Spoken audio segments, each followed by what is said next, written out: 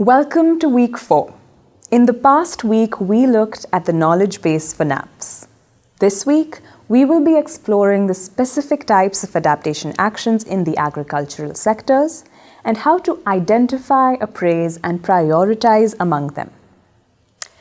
We have arrived on our second island. We know that climate change brings many risks. We also know that climate change adaptation is the way to prepare agriculture systems to face these risks. If we go back to the map with the LEG technical guidelines, we see that the first step in implementing adaptation plans covered under element C is prioritizing adaptation actions. Before we get to what prioritization of adaptation options is all about, let's take a step back and understand how these options fit into the larger scheme of climate change adaptation, specifically for the agriculture sectors. There are 6 key areas of adaptation measures in agriculture. Let's go through these together. Number 1, building resilience of livelihoods. These actions support those who are poor, vulnerable, and food insecure.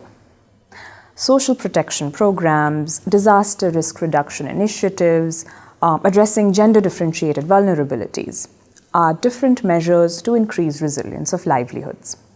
Another way of increasing climate resilience of rural communities is providing decent rural employment both on and off the farm.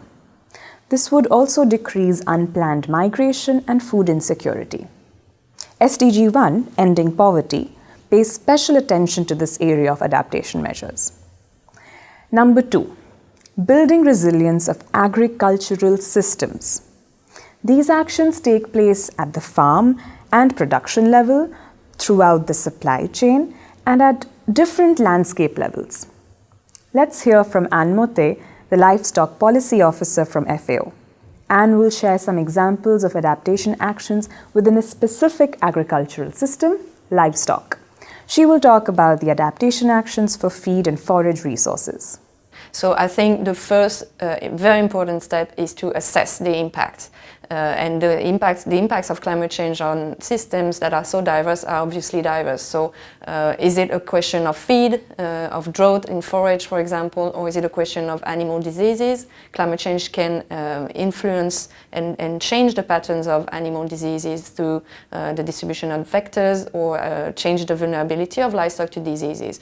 So first you need to have a right assessment of the problem, and then in the case of feed and forage resources, for example, you need to have to establish feed balances. You need to know where is the feed and forages missing, and where can you find additional resources, what kind of safety nets you can put in place, insurance schemes, and so on.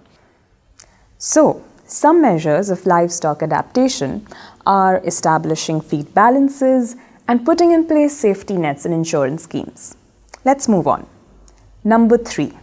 The third key area focuses on managing genetic resources. Did you read the lecture notes for week 2?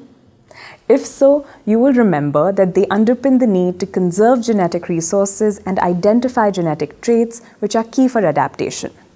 For action examples, skip back to week 2, but later. Number 5. Investing in systems to assess risks, vulnerabilities, and adaptation options. Here, we are reminded of the familiar information and knowledge tools: improved data collection, vulnerability and impact assessments, and more effective climate information and early warning systems. All of these can be adaptation options in themselves. Number 6. Enabling adaptation through policies and institutions. You can imagine that adaptation options need supportive policies and institutions. Think, for example, of global markets and trade. They can play a stabilizing role for food prices and provide alternative food options for negatively affected regions. Appropriate policies are needed to enhance the contribution of markets and trade to food security. You thought we skipped number 4. Nope, we have it right here. Number 4, investing in resilient agricultural development. We need targeted investments to increase the resilience of agroecosystems. These investments can also enhance socioeconomic resilience through programs on social protection, agricultural market governance, insurance, and early warning systems. One specific adaptation measure in this area is investing in diversification. Diversification can be done in many ways. Farmers may diversify their crops by choosing a different combination of crops, or they may diversify their labor to non-farm activities such as wage labor or self-employment and household work. What are the drivers of diversification at the smallholder farm level? FAO studies have found that farm households adopt different levels and types of diversification depending on how exposed they have been to climate variability. Basically, previous experience of weather shocks can provoke diversification. Diversification helps farmers to spread out risks and reduce the impact on household consumption. In all of these adaptation measures, there are also complementary benefits to consider, such as reducing gender inequality, mitigation efforts, etc. A well-designed intervention in the agricultural sectors would cut across the usual distinction between climate change adaptation and mitigation. Needless to say, diversification or adopting any other adaptation action is a complex process. Even when they are perfectly designed, there are significant adoption barriers to overcome. Let's hear from Astrid Agostini, Senior Natural Resources Officer from FAO, about the different barriers that may come up. We know that many good practices already exist, but there are very many barriers to adoption. Some of those barriers include, for instance, information. People don't really know what the likely impacts will be on climate change in a particular area, and also what are the specific options that have already been tried and tested and that can be upscaled in that particular context. A second very important barrier is tenure security. Without having security to invest, that long-term investments can really reap benefits for those who are undertaking those investments, it's very difficult to bring about that type of change. So investing and creating tenure security is a key element to bring about transformational change. Another area that's particularly tricky, especially for smallholders and vulnerable households, is access to credit.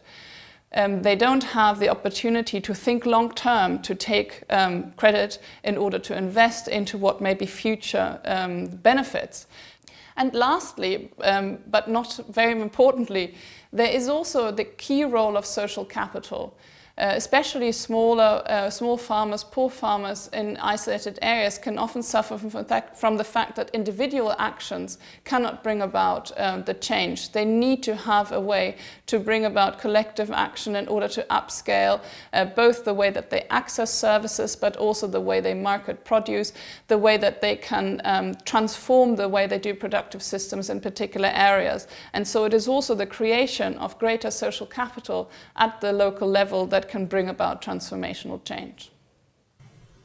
We have more examples of adaptation actions in agriculture in the case studies this week. Also, did you watch the episode on the Philippines?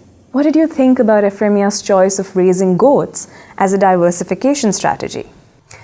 We mentioned so many different adaptation options, and they all sounded so good. And that can be a problem.